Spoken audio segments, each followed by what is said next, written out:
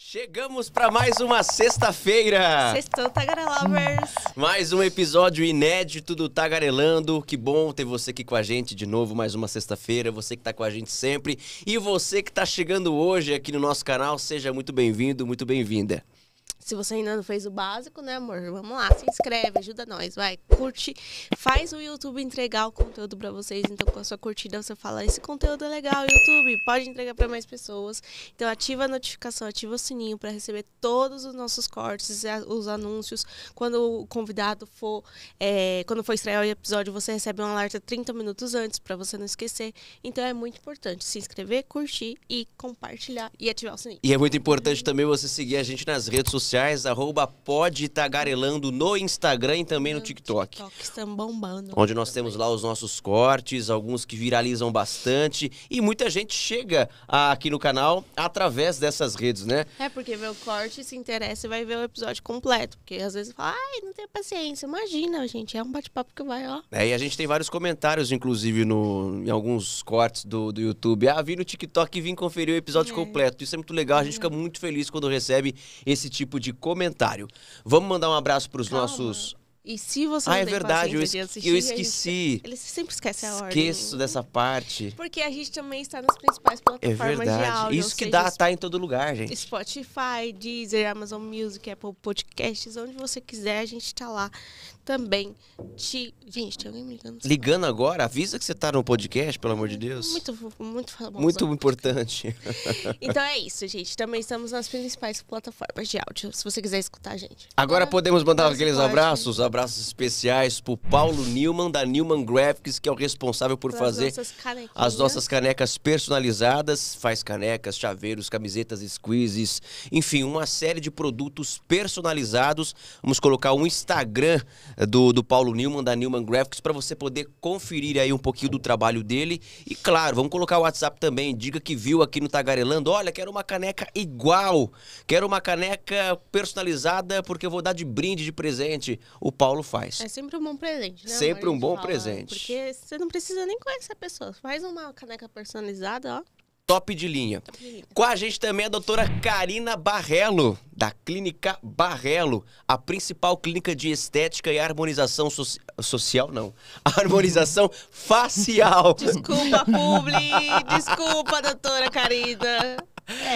Do Morumbi. Vamos lá, vamos começar de novo então. Doutora Karina Barrello, da Clínica Barrello, ela que é responsável pela maior clínica de estética e harmonização facial do Morumbi. Agora tá certo.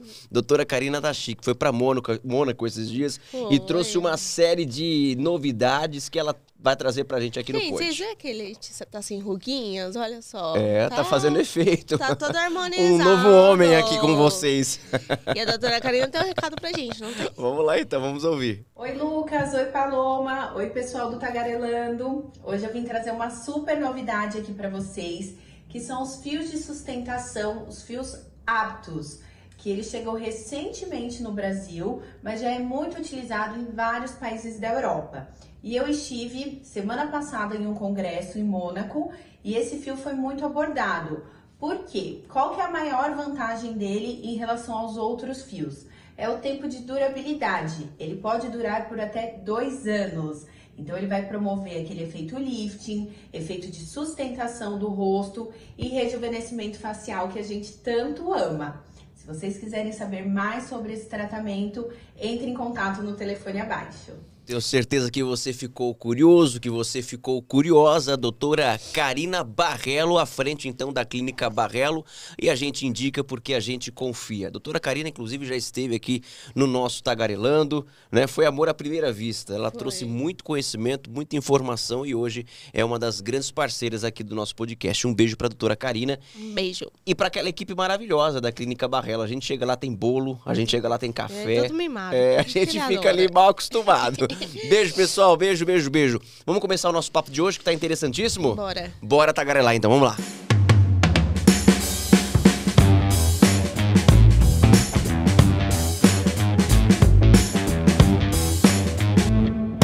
Nossa convidada de hoje é atriz, Atriz das boas, atriz desde sempre, ela fala, desde que se conhece por gente.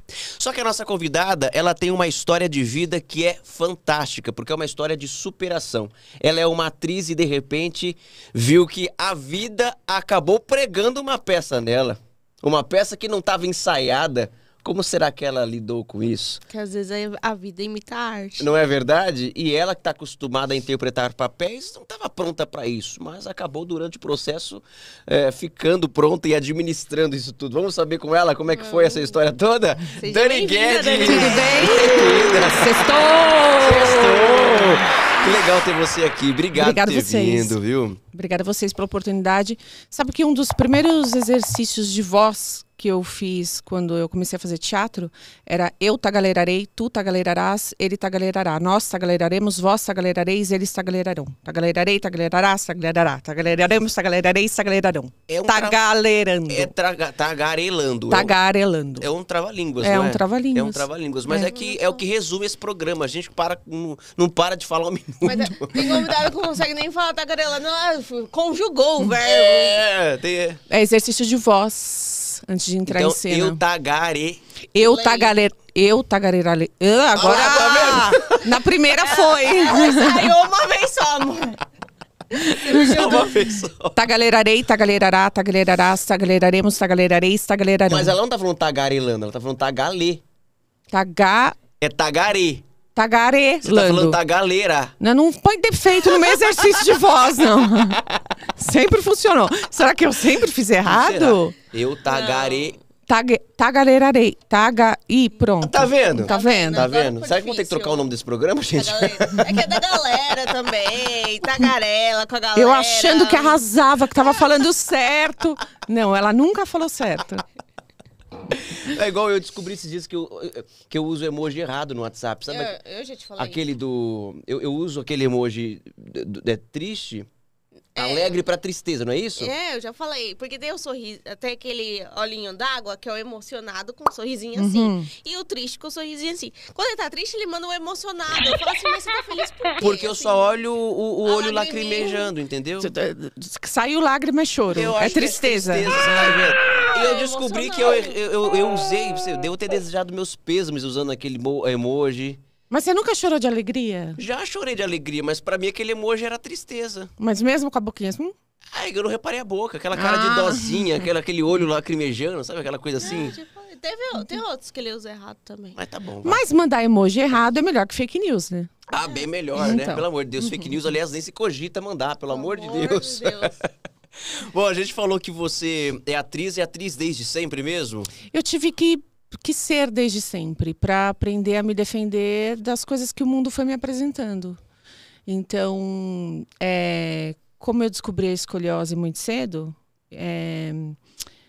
eu queria parecer de outra forma. Porque não é que eu queria parecer de outra forma, eu queria que as pessoas me olhassem de outra forma, e não para minha coluna. E aí, se tinha, por exemplo, um texto para fazer um resumo, eu pedia para apresentar ele como cena, com 7 anos, 8 anos, quando a gente aprende a escrever casa. Não vai fazer resumo com 7 anos. Quem faz resumo com 7 anos? Ninguém, mas desde muito cedo eu estava em cena de alguma forma, sabe? Eu me colocava como atriz sempre. Porque eu não queria que as pessoas olhassem escoliose. Eu acho que até tão absurdo da coisa que eu comecei eu usava o colete de Milwaukee. Aquele que me chamavam de Robocop. E aí eu comecei a colocar algodão no peito para chamar atenção para o meu peito e não para o meu colete. Aí primeiro eu coloquei algodão, aí eu vi que todo mundo achou, olha, ela já tem seio com 10 anos. Aí depois eu coloquei um limão. Eu e minha amiga. Foi se montando desde cedo. Depois eu coloquei uma laranja, tipo, dias seguidos, assim que você vai se empolgando. E aí eu fui jogar handball com uma laranja no peito, 2, né? Uma em cada peito. E com um colete de Milwaukee. A laranja caiu na frente de todo mundo. Então você imagina já, eu era muito conhecida como a louca, né? A pessoa usa colete, tem a coluna torta e usa laranja no sutiã para fingir que tem peito. E a laranja cai no meio do handball.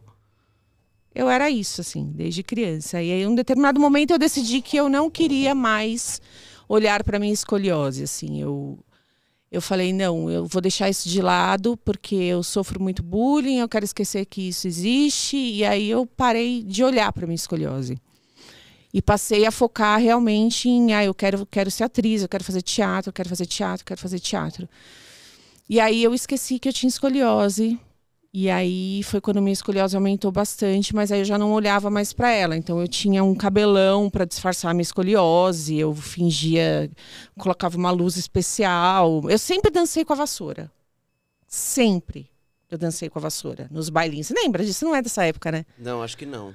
Você também não, né? Eu tô falando aqui, eu sou super antiga. Antigamente a gente... Super antiga, que exagero. Antigamente a gente ia para o bailinho...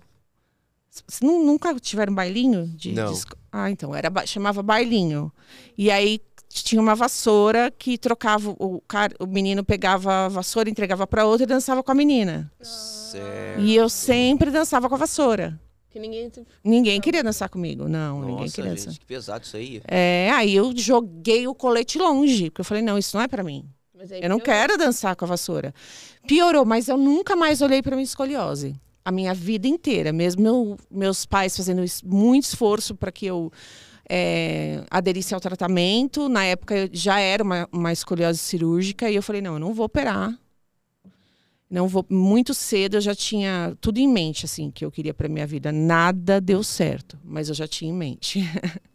E aí eu não olhei mais e segui minha vida. Entrei no Macunaíma muito cedo, com 14 para 15 anos, então eu já comecei a fazer o curso muito cedo. Me formei com 18 para 19. E aí comecei a atuar e aí descobri que eu não servia para ir para nenhum tipo de teste. Porque eu sabia que as pessoas iam olhar para minha coluna. Tipo, teste de... Porque eu achava que não. A gente pensa o que a gente quer, né? A gente vai mentindo para si mesmo, né? E aí eu achava que não aparece, não vai aparecer na câmera, mas meu corpo sempre torto. Eu não entendia muito bem por que eu não passava nos testes. E aí eu comecei a falar, não, o teste não é para mim, vou começar eu mesmo fazer as minhas coisas. Só que aí eu tive uma interrupção porque eu fui trabalhar na Secretaria de Cultura, nos bastidores, e lá eu fiquei por 13 anos da minha vida, trabalhando em secretarias de cultura e tal. E aí um dia eu decidi que eu tinha que voltar para o teatro de fato. Eu comecei a fazer musical e não sei cantar, não sei dançar, mas eu fazia musical.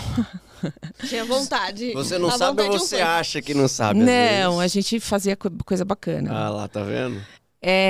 E aí fiz muito teatro até 2018. Quando eu estava fazendo um musical no antigo Banco Ronda-Hall. E aí eu bati meu pé mais forte no palco com um salto e grudei a minha costela na minha bacia, de tão grave que estava a minha escoliose. E aí, porque assim, eu tive filho, eu adotei filho, eu peguei filho da ex-mulher para criar, filhos. Eu acho que a minha escoliose desenvolveu durante meu período de gravidez, que foi em 2007. Mas eu também não olhei para isso, porque na gravidez a mulher fica mais frágil, com o corpo mais frágil, a coluna mexe. E, enfim, não olhei para isso também, segue a vida. Só que aí quando eu bati o meu pé no palco, comecei a sentir dores incapacitantes, assim. Então eu ia todo dia pro hospital depois do ensaio para tomar tramal. Falei, não quero viciar em opioide, né? Não é isso que eu quero para minha vida. E aí meus pais sempre foram muito receosos em relação à cirurgia de coluna. Mas eu coloquei na minha cabeça que eu queria operar. E a única pessoa que estava do meu lado para operar era o meu marido. Meu marido falou, não, faz a cirurgia. E hoje é uma coisa que eu levo assim, pais, façam a cirurgia. Porque hoje a cirurgia é muito diferente do que era na minha época, como eu sou antiga disso, do bailinho, da vassoura, naquela época. Mas quando você falou que desde criança já era perceptível que você não queria olhar muito e tal, mas o medo, era medo que te impedia de fazer a cirurgia? Agora... Ou era falta de acessibilidade mesmo, não sei. Não, a cirurgia era medo. Medo. Porque hoje, na época, o paciente tinha que acordar durante a cirurgia para saber até que ponto, porque é praticamente uma fratura na coluna para colocar a coluna no lugar de novo. Hoje tem um negócio que chama neuromonitoramento. Então, mesmo dormindo, seu corpo está sendo todo monitorado, a medula, para saber até onde o médico pode esticar. E aí sua perna pula, o braço pula, que é o limite que ele tem para não puxar mais. Na minha época não tinha, então o paciente tinha que acordar várias vezes para ver se estava tudo bem com o braço, levantava a perna. Era uma cirurgia difícil e com muitos riscos. Então o médico falava para mim, nunca esqueça aquele médico, ai, eu tenho o terror daquele médico. Ele falava que eu não ia ter filho, ele falava que eu não ia andar com a minha idade, ele falava que, e se eu fizesse a cirurgia era 50% de chance de ficar tetraplégica ou paralítica, enfim. Então, ele só me colocava medo. Ele não falava nada de positivo, assim, nossa, vai ficar maravilhosa. Só os contras. Só os contras. E aí eu falei, não vou fazer essa cirurgia. Não vou fazer, mas hoje assim, eu digo para todo mundo, façam a cirurgia depois da primeira menstruação, ou antes, no caso de uma escoliose neuropática, porque hoje é muito seguro e resolve muito, assim. É muito mais fácil você fazer quando você é criança ou início da adolescência do que quando eu fiz com 38 anos. E aí, por que eu decidi fazer? Eu decidi fazer por conta dessas dores impactantes, incapacitantes. E aí eu falei, não, eu preciso fazer a cirurgia, não dá mais, eu estou me sentindo muito mal. Porque assim, a questão estética, como eu montei um personagem toda perua, uma coisa meio drag, toda, né? Eu não olhava muito para isso. Mas a questão da dor começou a me pegar. E aí eu falei, não dá mais. E aí meu marido falou, escreve um blog. Começa a escrever, começa a falar sobre isso. E aí eu escrevi um blog que chama Eu Curva de Rio. E aí eu comecei a me conectar com... O nome é ótimo. Onde para todo o lixo do rio. Eu Curva de Rio. Eu Curva de Rio. É bom o nome, né? A gente geralmente fala assim, nossa, cara, só atrai o Curva de Rio, isso, né? A gente não exatamente, fala isso. Exatamente. É esse o propósito. E aí, porque os meninos falavam pra mim, quando eu ficava com alguém e tal, depois ia na praia, falavam que eu tinha que ser colocada num guindaste. Mas assim, eu sempre... Por que eu antecipava as piadas sobre mim? Pra não deixar que outras pessoas fizessem. E você sofria menos, talvez, né? É uma defesa, assim, acho que natural do ser humano, assim. Como que eu vou me defender disso? Eu vou me defender deixando a pessoa sem ter o que falar. E quando falava, eu rebatia de outra forma. Porque se a pessoa já viu o meu defeito, eu estava buscando um defeito na pessoa para falar, mas você é isso. Uhum. Então não fala de mim, sabe? E aí, mecanismos de defesa do ser humano, né? E eu comecei a escrever um blog, Eu, Curva de Rio. E aí eu percebi que tinha muitas mulheres na mesma situação que eu. Que tinham uma escoliose grave, que não tinham operado na adolescência e tinham muito medo. E eu conheci milhares que tinham operado tardiamente. E aí eu comecei a conversar com essas mulheres e influenciar essas mulheres, porque no blog eu sempre contei de maneira muito leve, quase cômica a minha história. Porque eu descobri porque meu primo, que inclusive eu achei uma foto dele com uma arma na mão, com 10 anos de idade. Esses dias eu falei assim, já era virado. Ele me empurrou da balança, de uma balança que a gente fazia, sabe, corda, quando a gente pendura a corda sei lá, na porta, assim, e a gente pegava o impulso na escada e nessa ele me empurrou mais forte, eu virei e bati na quina da escada, a coluna. E depois disso que eu comecei a sentir dor. Pode ter sido isso que ajudou a desenvolver a escoliose, esse impacto forte. É uma escoliose idiopática, ela não tem uma causa conhecida, né? E aí eu, enfim, comecei a escrever que eu tentava andar de salto e era um desastre, eu parecia uma pata-choca andando de salto, e como eu fazia para disfarçar, sempre andando na parede, assim, para os meus namorados não perceberem que eu tinha escoliose, enfim. E aí eu falei, conheci muita gente que operou, que estava bem, e aí eu falei, eu vou operar, tô absolutamente decidida que eu vou operar. E aí começou minha busca por um médico, assim. Eu falei, eu vou operar, mas eu quero operar com um cara que eu sente na frente dele e tenha absoluta certeza de que ele não vai me deixar com tudo aquilo que tinham me falado. E aí eu conheci o meu médico, e aí eu fiz a cirurgia, e aí tudo mudou. Tudo começou a mudar na minha vida. Porque eu não esqueço nenhum momento, nenhum segundo que eu tenho os pinos. Então parece que eu engoli o aparelho, sabe? O que eu usava fora, eu engoli e agora ele está dentro de mim. É essa sensação que eu tenho. Só que o meu corpo, quando eu não tinha operado, compensava a minha escoliose. Então não aparentava tanto. Agora, o cérebro, por conta de ser uma cirurgia que eu fiz tardiamente, a musculatura quer me puxar para entortar de novo. Então, quando eu tô cansada, eu fico com o ombro alto, eu fiquei com uma diferença na perna, minha passada não é mais como era, enfim, mas eu corro 10 quilômetros, tá? Deixa eu só deixar aqui. Sério? Você corre 10 quilômetros? Eu corro. E aí teve essa diferença, assim, que ficou a musculatura ficou igual, e a coluna tenta ficar reta, mas a musculatura tenta puxar pro lado que era a curva, enfim, elas ficam brigando aí o tempo todo. E quantos pinos são? 24 pinos e 2 hastes. Porém, logo que eu operei, eu subi num patinete. De salto. Então você também não me ajuda, né? E aí... Por quê? Porque eu sou uma pessoa maluca. Porque eu quis desafiar, pra ver se tava tudo bem mesmo. Pra ver se a cirurgia deu certo. Porque eu sou uma pessoa maluca. Nossa, e eu ouvi uma coisa esses dias que foi horrível pra mim, mas depois eu chego nessa parte. Não, porque assim, aí eu me afastei do teatro. Aí eu fui trabalhar no mundo corporativo. Aí monta outro personagem. Personagem, escoliose, criança, cheque. Personagem, não tô nem aí pra escoliose.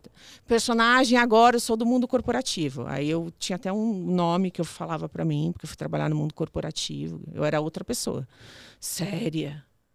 Vestia roupas sérias. Das 9 às 5. Não era, não. Era até mais tarde, mas era bem puxado para uma contratação de PCD, mas tudo bem.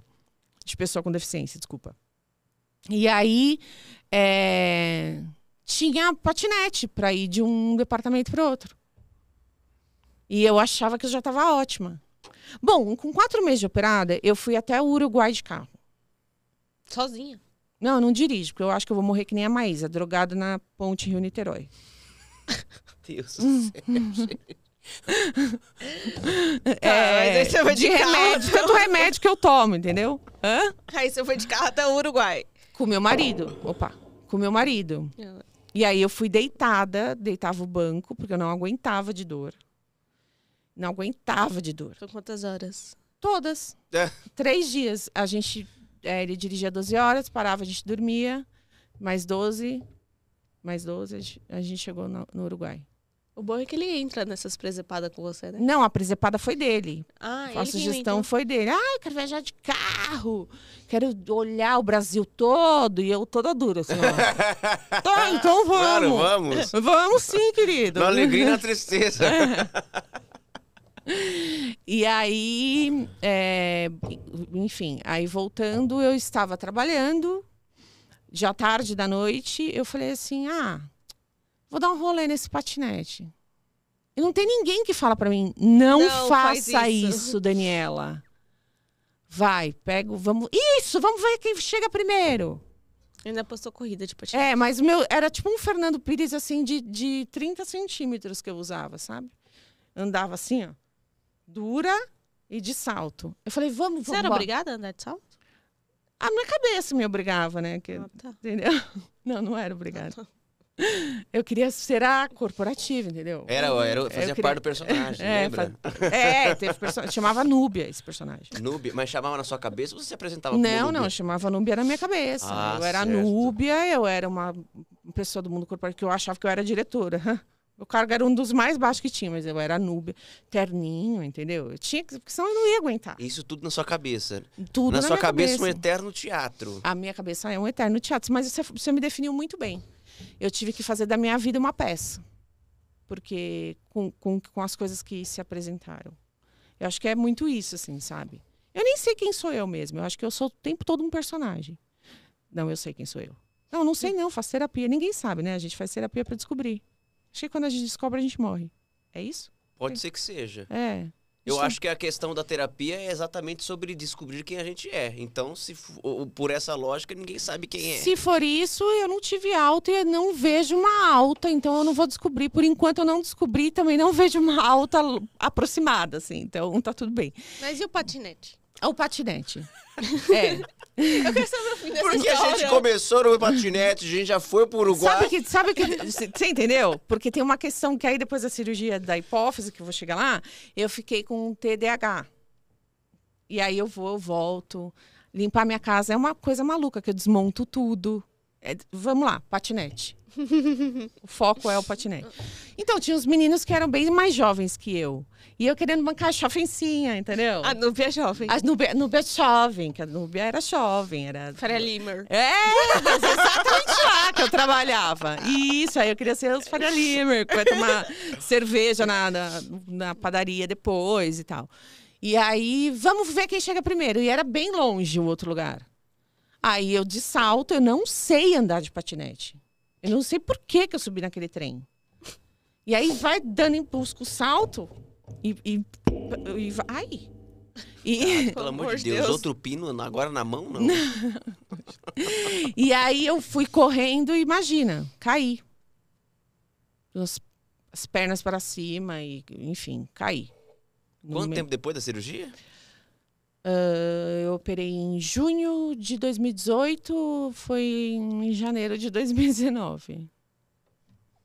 Olha. Mas Tô olhando pra ela assim, que pena que ela não tinha uma assessora naquela época, né? Você não falar teria não. deixado, né? Porque, pelo amor de Deus. Não, e agora você colocou uma interrogação assim na cabeça dela. Por que eu tô trabalhando com essa mulher louca? Ela vai morrer na minha mão um dia. Que horror. E aí eu caí. E aí eu falei, tá bom, vou levantar. Levantei. E aí no dia seguinte fui trabalhar normalmente, só que eu comecei a sentir minha coluna pesada. E aí eu falei, alguma coisa aconteceu aqui e tal. Deu ruim. Deu ruim. Só que não deu, eu não sentia onde eu tirei. Era um pino só. Me tiraram 3. Sentia dor na lombar. Aí eu fui no hospital, fizeram uma tomo. E aí deu que os pinos estavam abaulando a aorta torácica. Traduz pra gente. Isso, em outras Podia ter um palavras. aneurisma. Porque a aorta, apesar de ser uma veia calibrosa, o pino também é grosso. É desse tamanho, mais ou menos, e ele é bem grosso. É um parafuso que segura prédio, eu acho, aquele trem. E aí ficava a aorta pulsando, ele ficava batendo, assim. Então, num impacto mais forte, uma batida de carro ou outra caída de patinete, ou, sei lá, cair da prancha de surf, ou na montanha-russa, sabe? Essas coisas assim, podia estourar. E aí, estourando, é morte na hora, né? É aneurisma. E aí, eu mandei para o meu médico, ele falou assim, não, tá errado, me pega as imagens e eu vou mandar para um vascular. Aí, ele me ligou no dia seguinte e falou assim, você tem que internar hoje, porque a gente precisa tirar, não pegou pegaram 3. E aí passa estente, como um cateterismo, né? Passa estente para ele poder tirar com a maior delicadeza do mundo o pino para não estourar, para ele não tocar e estourar a aorta. Tocar mais profundo e estourar. Aí fiz a cirurgia. Aí chegou na pandemia. E o que a gente fazia na pandemia? Nada. Vários Não. nadas. Não, nada, mas nada banhado algumas coisas. Há lives ruins ou boas, depende do ponto de vista. Receitas na cozinha. Receitas na cozinha.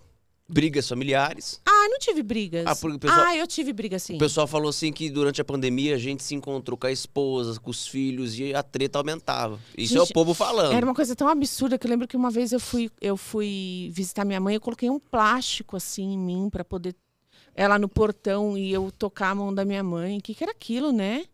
Foi uma época tensa, né? Não é uma época tensa. Eu peguei Covid há pouco tempo e quase morri de novo, mas... Na época da Covid você não pegou? Não. Eu peguei depois porque eu fui pra Foz do Iguaçu, eu acho. Mas eu tenho certeza que eu contaminei. Desculpa, pessoal. Eu contaminei o avião inteiro. Mas tudo na volta. Enfim, aí eu fiz a cirurgia, aí a gente bebia vinho.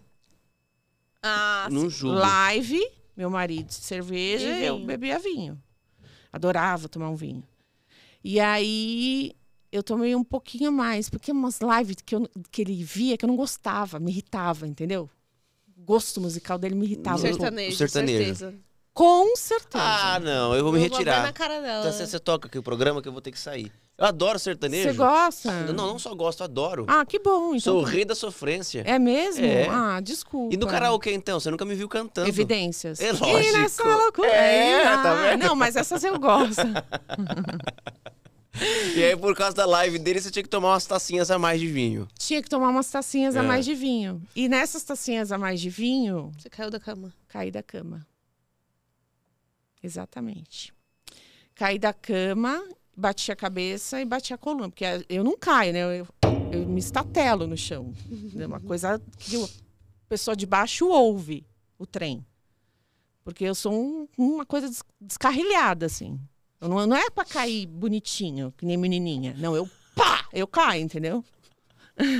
Já que é pra cair, né? Vamos cair direito. Cair direito, com classe, né? É. Aí eu dormi e tal, e durante a semana eu comecei de novo a sentir minha coluna pesada. Eu falei, ai meu Deus, eu já ia voltar a trabalhar. Falei, só me falta eu ter enfiado mais 3 pinos, sei lá onde. E aí eu fui no médico, mas aí no médico de coluna só, um hospital de coluna só, e falei, moça, eu caí da cama, doutora. Aí ela falou, tá, vamos fazer uma tomo para ver se tá tudo bem com seus pinos. Eu falei, então, só que eu também bati a cabeça aqui. Será que você faria para mim uma tomo na minha cabeça para saber o que tá acontecendo? Ela falou assim, não, porque aqui, querida, é um hospital ortopédico. Eu falei, você não tá entendendo, eu sou hipocondríaca. Se você não fizer, eu vou sofrer pro resto da minha vida achando que eu tô com um traumatismo craniano. E aí, ela falou, tá bom, vai, eu vou fazer. E aí... Ela veio assim, olha, tá tudo bem com seus pinos. Aí eu falei, ai, graças a Deus. Mas você sabia que você tem um tumor enorme na hipófise? Você sabe o que é a hipófise? A hipófise é a mãe do... Ah, você estudou, né? Do organismo, não é? Você estudou. Não, mas não é. A hipófise não é aqui na... Pois é, mas eu não sabia. Eu falei, que hipótese? Hipófise? Hipótese? Não, mas ela Ah, tá, ela, hipótese, entendi, tá. Não, na hipófise. Eu falei... o que é isso? É aqui na parte frontal do cérebro, é uma glândula. E eu falei, tá bom, você nem fala mais, tá bom. Mas normalmente costuma ser benigna. Eu já entendi, tá bom, não precisa me falar mais nada. E aí eu saí de lá e falei pro meu médico, tô com tumor na hipófise, o que é isso, pelo amor de Deus? Ele falou, calma. Vou te apresentar para um neuro maravilhoso que vai te atender e tal. Até então você nunca tinha sentido nada na cabeça? Tinha. Mas eu imputava tudo à cirurgia de coluna. Eu não sentia dor de cabeça. O meu olho esquerdo já estava perdendo a visão. Minhas mãos maiores. Meu nariz mais largo. Meus sapatos não cabiam mais.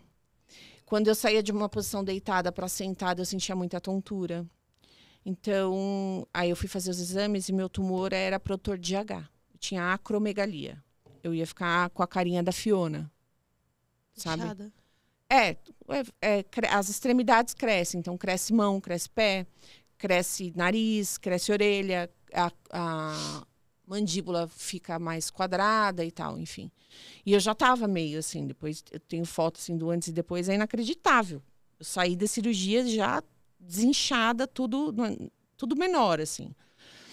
Mas eu imputava tudo isso à cirurgia de coluna, porque eu falei, uma cirurgia grande, né? Então, mexeu muito com a minha parte neurológica, não tô conseguindo voltar ao meu peso, tô sempre inchada. E aí, eu fui descobrir, era o tumor, que tinha 4 centímetros, a hipófise é do tamanho de uma ervilha. Eu fiz a ressonância da célula túrcica. E aí, eu fui operar e não deu para salvar a hipófise. Então, eu perdi toda a hipófise. Então, eu perdi a glândula mãe, que fabrica todos os principais hormônios do corpo. E só que o médico, sabendo já que eu sou uma pessoa muito maluca, Ele não me falou exatamente tudo o que podia acontecer com a retirada da hipófise, nem me falou da importância que tinha a hipófise. Eu não sabia que fabricava todos os hormônios e tal. Eu só sei que eu acordei na UTI chorando, e aí minha lágrima parecia água do mar, de tão salgada, porque tá perdendo sódio, muita sede. Muita sede, e assim, as 2 cirurgias que eu fiz, o pessoal não me deixa muito na UTI. Porque eu começo a ouvir o barulho do eu começo a surtar. Então eles querem me dar alta logo, sabe? E eu acordo sempre com muita fome e muita sede. Eu falei, eu quero comer. Não pode comer, eu quero comer. Eu sempre acordo assim, anestesiado, eu quero me dar comida, eu quero comer. E não pode comer. E aí eu pedi água, não me davam água, porque tinha que fazer restrição hídrica para tentar segurar o sódio no corpo. E eu falava assim, se vocês não me derem água, eu prefiro morrer. Porque era uma sede assim absurda. Aí eu enchi tanto o saco do povo que eles me botaram no quarto. Eles, essa menina é muito chata, tira ela daqui. E aí eu descobri todas as questões de perder a hipófise, né? Que é não fabricar o hormônio do estresse, que é o cortisol. Então eu tomo corticoide todos os dias. Graças a Deus, em São Paulo, a gente tem acesso à hidrocortisona base, que é a mais próxima do que o corpo produz. Entrei na menopausa precoce, essa foi a pior parte, porque eu perdi muito cabelo, muito, assim, meu cabelo era gigante. E aí a menopausa precoce mexeu muito com a minha autoestima.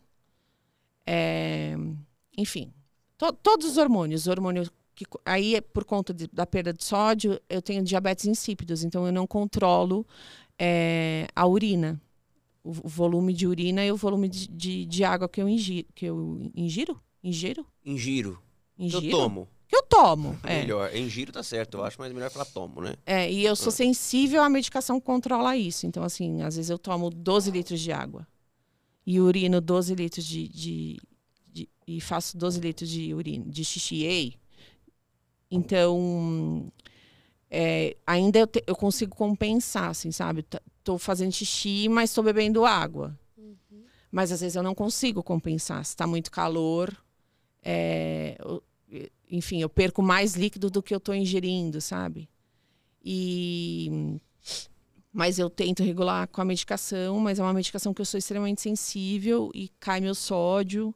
E aí, quando cai o sódio, são quase os mesmos sintomas de um AVC. A última vez que eu tive, eu achei que estava tendo um AVC, assim. E não era. O que você sente?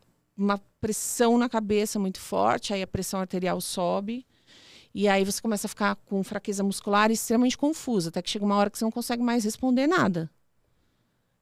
A pessoa fala com você não está mais ali. Aconteceu agora em fevereiro isso comigo. Porque eu vim de um Covid que atrapalhou toda a minha vida. Assim. Eu já tive 7 vezes Covid. E aí entrei na menopausa precoce, e tem problema da tireoide, porque o cérebro não manda mais o comando para que seja fabricado o hormônio. Então, não é que a tireoide não funciona, não é que a adrenal não funciona, não é que o rim não funciona. É que o cérebro não manda mais, quem mandava o comando era a hipófise. E aí minha vida mudou assim drasticamente. Eu acho que pior do que a cirurgia da coluna foi perder a hipófise, assim, porque é difícil lidar com...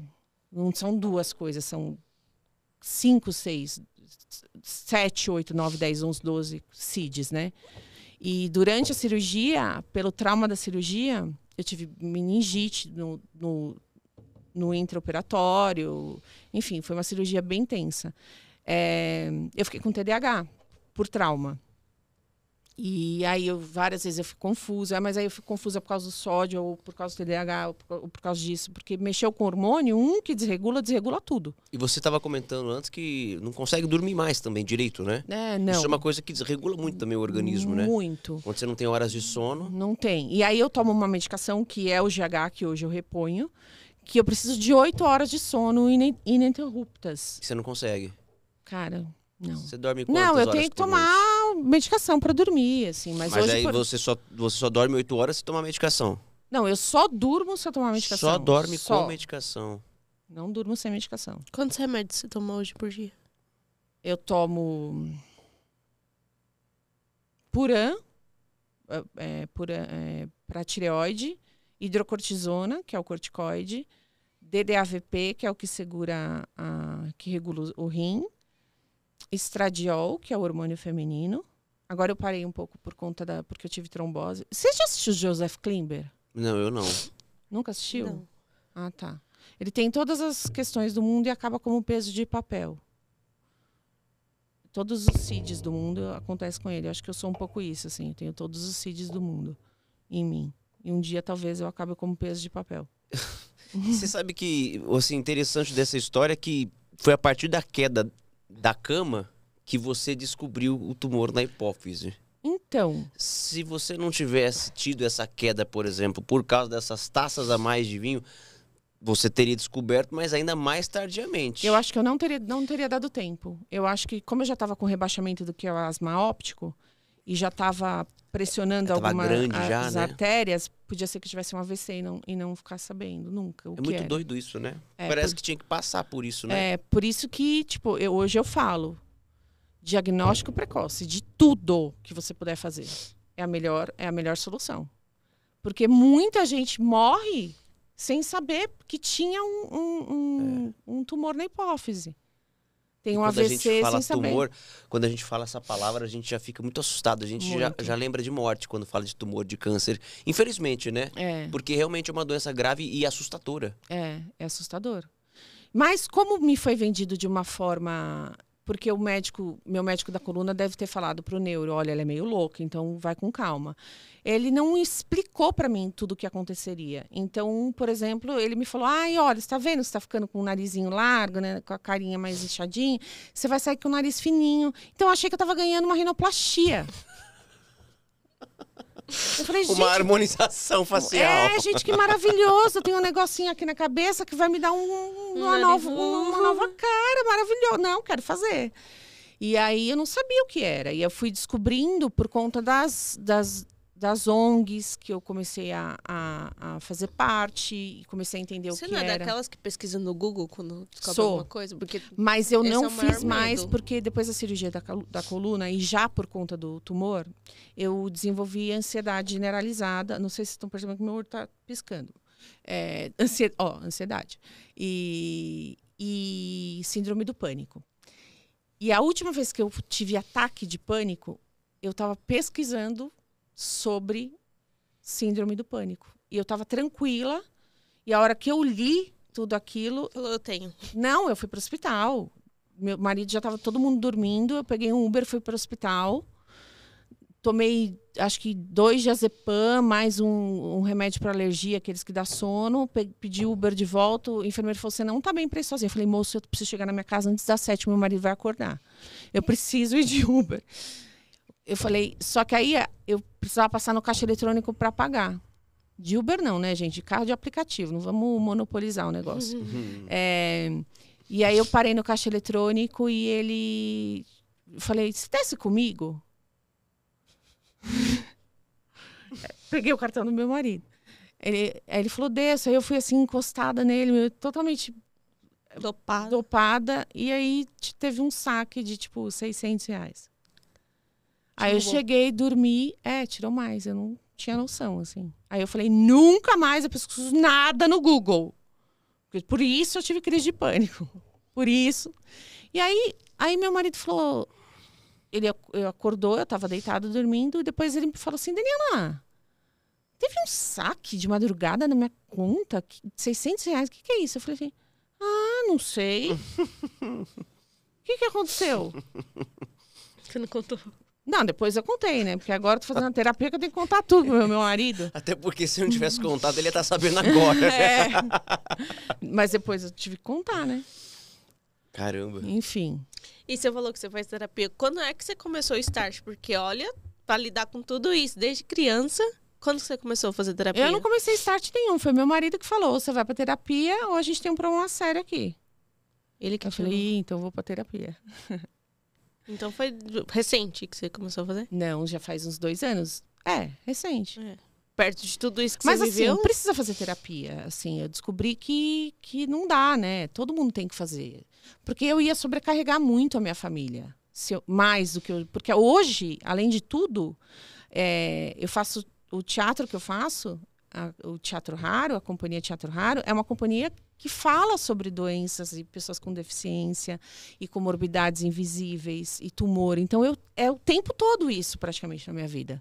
Você vive isso, né? Você fala isso. Eu falo isso você o tempo fala todo. sobre, você viveu ou vive. Tem que ter mesmo, né? Essa válvula de escape, né? A terapia serve para isso, né? E eu não posso falar sempre com ele, que é a pessoa que está mais próxima de mim, assim. Também não posso sobrecarregar meus amigos, entendeu? Apesar de ter hoje muito mais amigos ligados à doença, que sofrem a mesma coisa que eu, porque é muito mais fácil.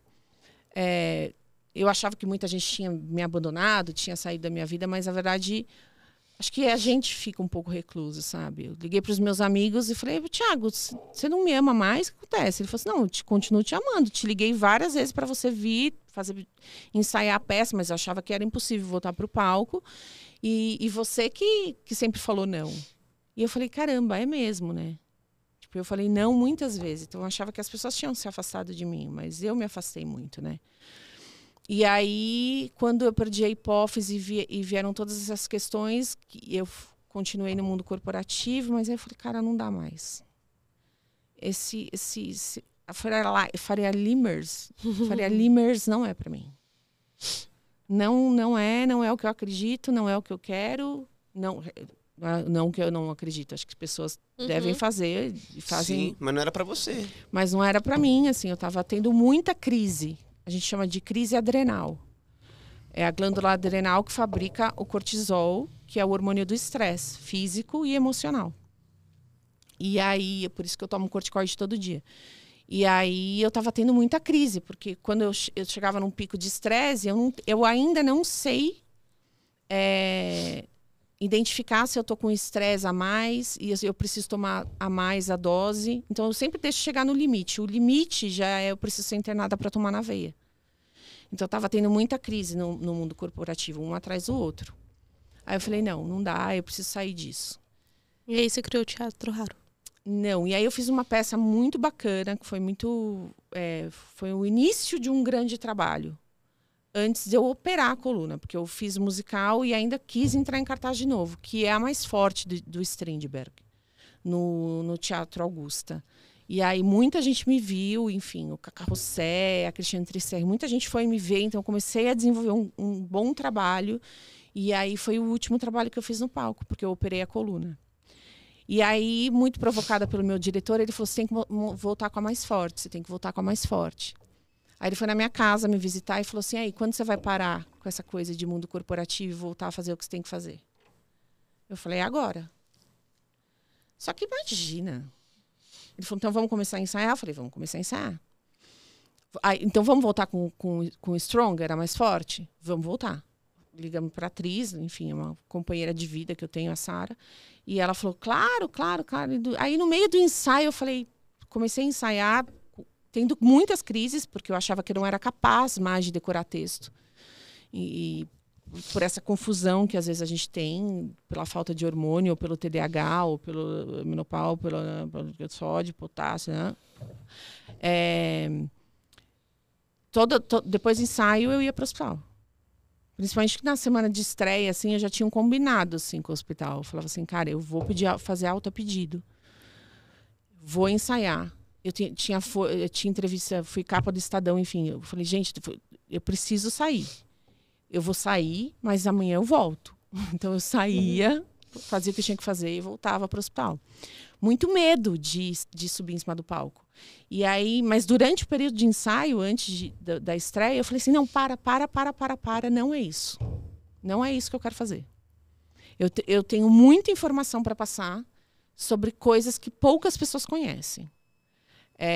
Principalmente questão de autoestima, quanto é difícil você voltar à sua realidade com o espelho depois de tomar tanto corticoide. Né? Aqui em São Paulo a gente tem a hidrocortisona base, mas outros estados a gente não tem. Então, assim, é o corticoide que tem na farmácia.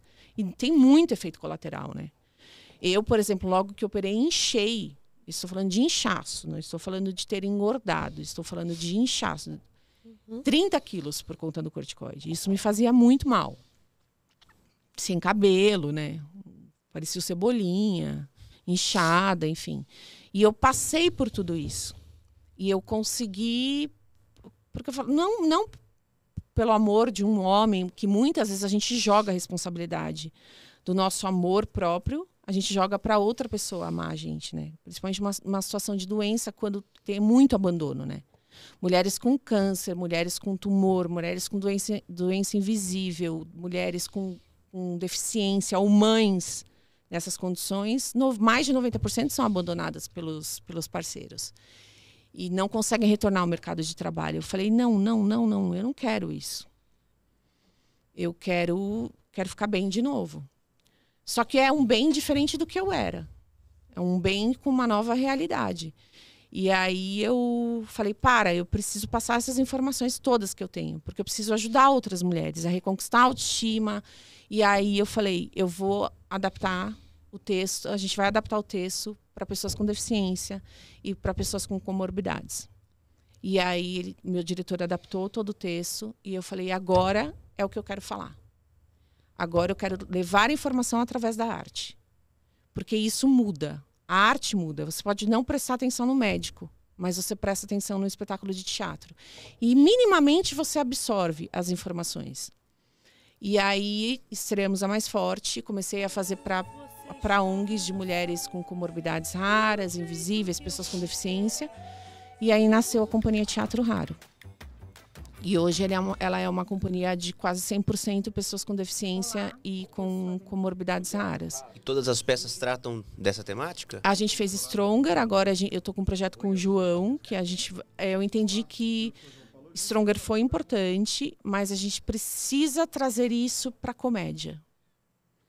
Porque senão também fica pesado. A disputa entre duas mulheres, o fato de uma culpar a outra pela doença, enfim. Foi excelente, foi um grande trabalho, foi o nosso pontapé inicial.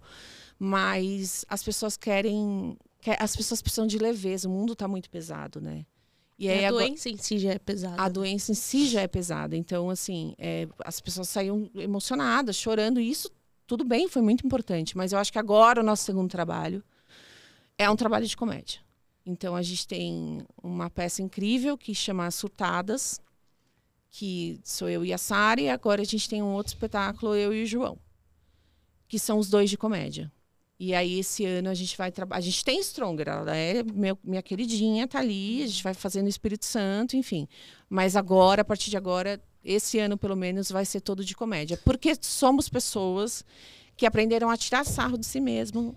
E eu ia perguntar isso, como que vocês vão trabalhar isso usando comédia? Hoje a gente está politicamente correto, limitando algumas coisas, né?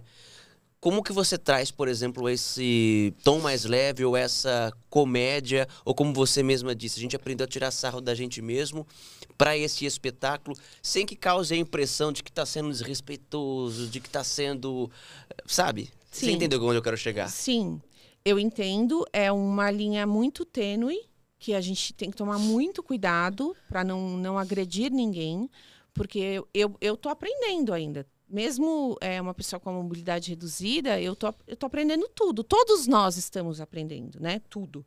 Então, eu acho que primeiro a gente tem que pedir para que as pessoas tenham calma no aprendizado, porque tudo vai ficar bem. E aí essa linha muito tênue, eu não posso atravessar, mas eu também estou eu não gosto de falar isso, mas eu estou no meu lugar de fala. Porque eu estou falando de coisas que eu tenho. Você vive, né? O João vai falar de coisas que ele vive. Então, assim, você não pode se sentir ofendido por mim. Porque eu tô falando para você que eu faço muito xixi na calça que eu fiz na esteira da academia, achando que tinha um cara do lado me paquerando, e eu comecei a fazer xixi. Então, assim, eu tô falando de mim. Eu tô jogando a minha vida para que as pessoas vejam a forma que eu quero levar. Porque se eu levar tudo muito sério, cara, eu vou cair no buraco, vou sentar no sofá e não levanto mais. E não é isso que eu quero. Eu quero que a doença seja não é minha parceira, anda comigo do meu lado, eu não posso ir contra ela. Ai, porque olha o que eu tenho, olha, porque eu já tenho uma interpretação, meu diretor fala que eu sou garra nojenta, que eu interpreto tudo.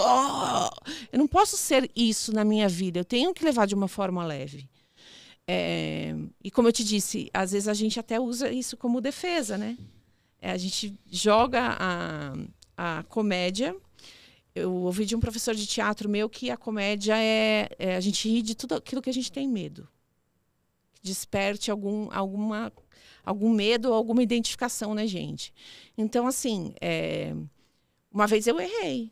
Não sei se eu errei, mas uma roda de conversa, porque eu levo roda de conversa, uma discussão sempre depois do espetáculo, para que as pessoas relatem suas histórias. A gente tem relato incrível, isso vai virar um documentário. A gente tem relatos incríveis, desde o abandono da internação, e isso não é incrível, mas o marido abandonar a mulher na internação, ligar e falar, tô indo embora, tô com outra, até pessoas que renasceram após a doença.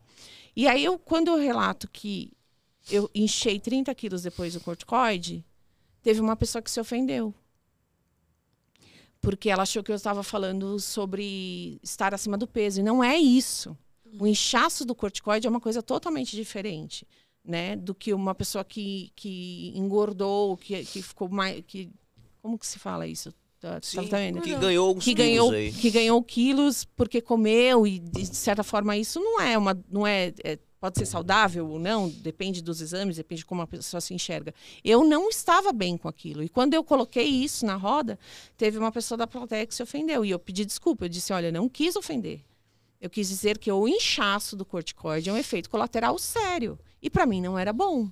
Então é uma linha muito tênue que a gente tem que saber que a gente está falando da gente e a gente não está querendo desrespeitar o outro, entende? Uhum. É super difícil. Mas a arte também tem uma coisa que é muito libertadora, né?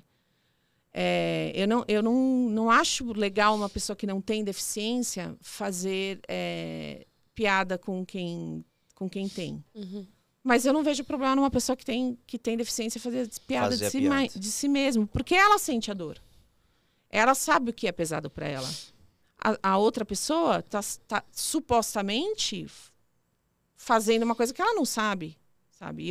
Inclusive, eu acho que ser ator, ser atriz é muito disso, é muito da sua vivência, do dia a dia, das suas experiências, do que você traz, entende?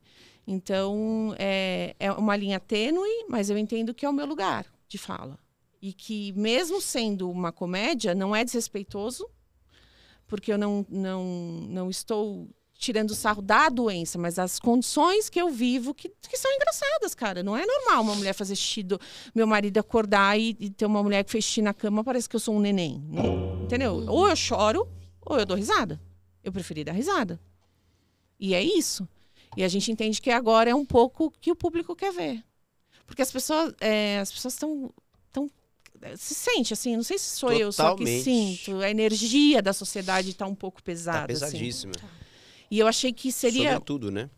Que com a pandemia fosse gerar exatamente o oposto com o final da pandemia, que fosse uma coisa muito mais leve. Agora eu tô achando tudo muito pesado. As pessoas tiveram que ficar meio egoístas. As pessoas são meio egoístas, assim. Estão meio olhando só para si. E aí não... E vendo problema em tudo. Não é? Em absolutamente tudo. Essa coisa do politicamente correto, eu entendo... tem que ter essa luta, mas eu acho também um pouco calma, sabe? Eu costumo dizer que o politicamente correto tem lá os seus valores e a sua importância, mas a gente não pode engessar absolutamente tudo, porque a gente comenta sempre, a gente senta aqui, por exemplo, para trocar uma ideia, e às vezes com medo do que vai falar, porque Exatamente. A gente não sabe como a internet vai interpretar. Exatamente. E aí a gente precisa se preocupar com o que a gente está falando, eu sei o que eu estou dizendo e o que eu quero dizer, mas a gente passa a se preocupar com o que o outro vai entender. Exatamente. E existe uma coisa também, que mesmo as pessoas que entendem o que você está falando de uma maneira errada, eu acho um pouco assim, será que essa pessoa age no dia a dia do jeito que ela está com ódios profundos e verdades? Certamente não, né? Sabe, verdades absolutas na internet? Não. Porque ainda tudo é muito no âmbito da fala. A ação é diferente. Mas é hipocrisia, né? Porque é muito mais fácil falar de estar aqui e culpar o outro do que olhar pra mim e ver o que eu tô fazendo de errado também. Mas eu como uma pessoa com mobilidade reduzida, eu cometo erros. Todo mundo, e tá tudo bem. Eu falo que a gente tá numa composição musical, numa composição de um hino ainda. Vai ficar pronto, vai ser bonito. Mas tem notas erradas, a gente vai errar, a gente vai voltar, a gente vai consertar para que um dia a gente tenha uma canção incrível. Que talvez não seja agora, não seja para o meu filho, fique para o meu neto. Mas não adianta a gente ficar nessa cobrança de hater, essa cobrança absurda e descendo além todo mundo que tenha uma fala que é talvez equivocada, mas que todo mundo tem referente a alguma coisa no dia a dia, não é? Eu concordo com você. E aí a pessoa pede desculpa e ainda fala assim, agora é fácil pedir desculpa. Pelo menos ela reconheceu. O pior é se e aí fica essa coisa de ter que reconhecer, de ter que pedir desculpa. Cara, né? A gente vai viver se desculpando. Vai viver se desculpando, porque invariavelmente você vai errar. A gente não quer a normalidade de tudo, a gente não quer ser tratado igualitariamente e tá tudo bem, não é isso. Então tá tudo bem. Claro, a gente não pode desrespeitar ninguém, passar dos limites absurdos com ninguém, mas que sejamos iguais. O que é ser igual? É entender que somos todos errados, que somos todos diferentes.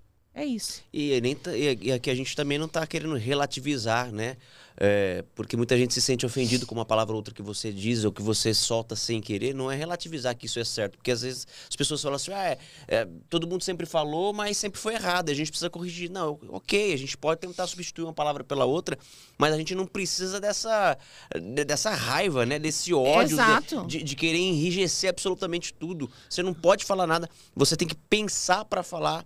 Você tem que pensar 10 vezes porque você tem medo de ser cancelado por algo que você não quis dizer. Que não foi a intenção de machucar, né? Mas as militâncias, elas estão por dentro de tudo que pode ser falado e o que é certo e o que é errado. Mas a sociedade como um todo não está. Então, calma, você já sabe. Eu ainda não sei. É isso. E você vai ser julgado por um ser humano igual, que faz a mesma coisa, que às vezes... Que tal a gente ensinar? Que tal a gente aprender junto? Que tal a gente ter paciência com o outro? Que tal? Exercício de empatia. É melhor do que você começar a xingar todo mundo na internet. E isso é uma coisa doentia, né? Pelo amor de Deus, né? Você acaba com a vida da pessoa, dependendo do que você fala. Às vezes, realmente, às vezes a pessoa não tem intenção de falar aquilo, mas vem com tanto ódio, tantos... Que aí, cara, a pessoa fica em depressão. Eu já vi gente entrar em depressão, porque não era aquilo que ela queria falar.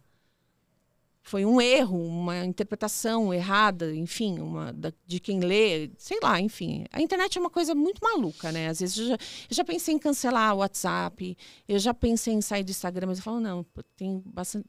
as pessoas estão me vendo, enfim... Mas o WhatsApp hoje é uma coisa que me incomoda. Eu quero falar com as pessoas, com os meus amigos, o dia inteiro. Mas, assim, eu não quero falar de assuntos... justamente pela falta do hormônio do estresse. Depois das 6, 7 horas da noite, eu não quero falar de assuntos ruins. Eu quero sempre falar de coisas mais leves, sabe? E virou uma coisa meio imediata, né? Você tem que... Eu, como sou ansiosa, a pessoa me manda mensagem, eu já quero responder. Então, a gente... Fica olhando o tempo todo. Para pra pensar que a gente vive dentro de um retângulo 24 horas por dia. A gente já não sabe mais distinguir o que é internet, o que não é, o que é vida, o que não é. E aí, é isso. O Teatro Raro nasceu em junho de 2023. A intenção é que seja uma coisa... que fique como herança para a sociedade. Eu falo para o João que ele é a pessoa que vai tocar o Teatro Raro se eu não estiver mais aqui.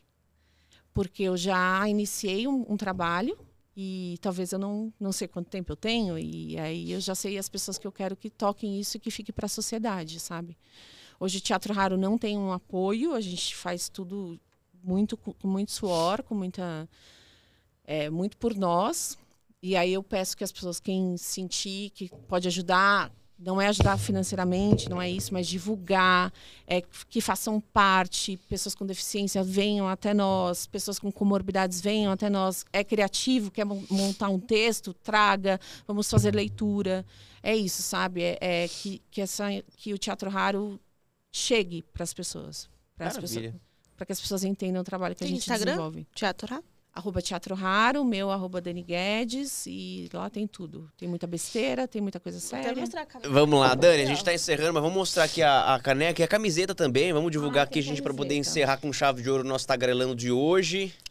A mensagem é muito legal, né? A arte inclui, transforma e salva. Deixa eu mostrar aqui, peraí. Vamos tentar mostrar aqui, ó. Tem a canequinha e tem essa camiseta linda aqui do Teatro Raro. A arte inclui, transforma e salva. E temos hoje aqui uma grande representante, que é a Dani Guedes. Vocês queriam alguém tagarelando? Aí, encontrar uma pessoa certa. Dani, a gente quer muito agradecer aqui a sua presença.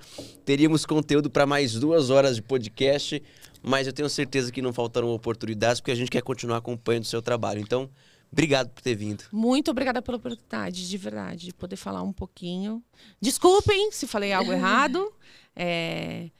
E é isso, muito obrigada pela oportunidade. Teatro Raro tá aí, a arte tá aí. Vejam teatro, consumam cultura, porque isso transforma a vida. Perfeito. Com certeza. Vambora? Muito obrigada. Bora. Tchau, gente. Até sexta. Obrigado, gente. Compartilhe esse vídeo.